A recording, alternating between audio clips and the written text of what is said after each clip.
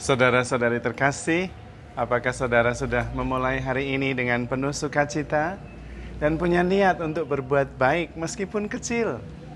Semoga Tuhan memberkati niat baik saudara. Menurut ajaran gereja, iman, harapan, dan kasih itu merupakan kesatuan. Kalau tidak ada iman, sebetulnya tidak bisa mencintai. Dan iman tanpa cinta kasih itu berarti iman yang tanpa perbuatan, yang artinya mati. Dan memang ketika kita mencintai dan beriman, kita mempunyai pengharapan. Ketiga hal yang disebut dengan keutamaan teologal. Dan di dalam surat Rasul Paulus dikatakan bahwa kita dipuji oleh Tuhan karena kita bisa mencintai yang tidak kelihatan. Nah, menurut saya ini penting sekali. Mencintai yang tidak kelihatan. Akhirnya, kita diminta untuk belajar mencintai yang tidak kelihatan. Mengapa? Karena mencintai itu sebetulnya adalah mempercayai. Dan mempercayai itu ujung-ujungnya mencintai yang tidak kelihatan itu. Kalau kita saling mencintai dengan dasar mencintai yang tidak kelihatan, kita akan sampai pada pemurnian cinta itu sendiri. Karena sebetulnya kita sendiri bukan yang kelihatan ini. Ini adalah ungkapan, ini adalah ekspresi dari diri kita sejati yang shapeless, yang limitless. Karena itu kalau mencintai seseorang, jangan mencintai fisiknya. Karena fisik seseorang itu berubah. Sementara cinta itu tidak berubah. Dan kita belajar mencintai seseorang secara fisik. Dengan tujuan supaya bisa mencintai yang bukan fisikal.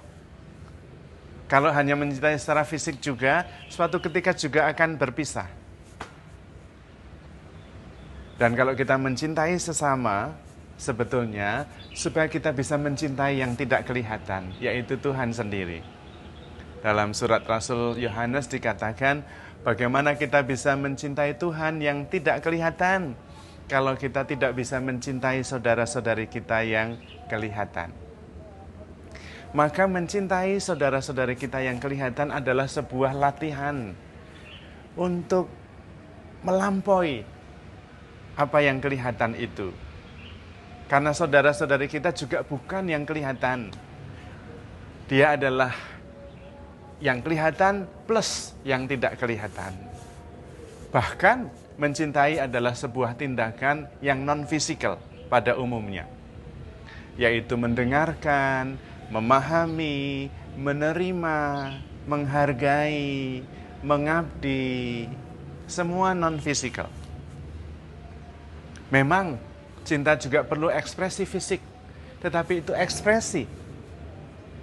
Ekspresi yang lain masih banyak, tetapi intinya mencintai yang tak kelihatan. Dan di situ ada iman. Percaya. Mencintai tanpa mempercayai itu tidak masuk akal. I love you, karena itu I trust you. Di situ kita belajar mencintai dengan dasar iman.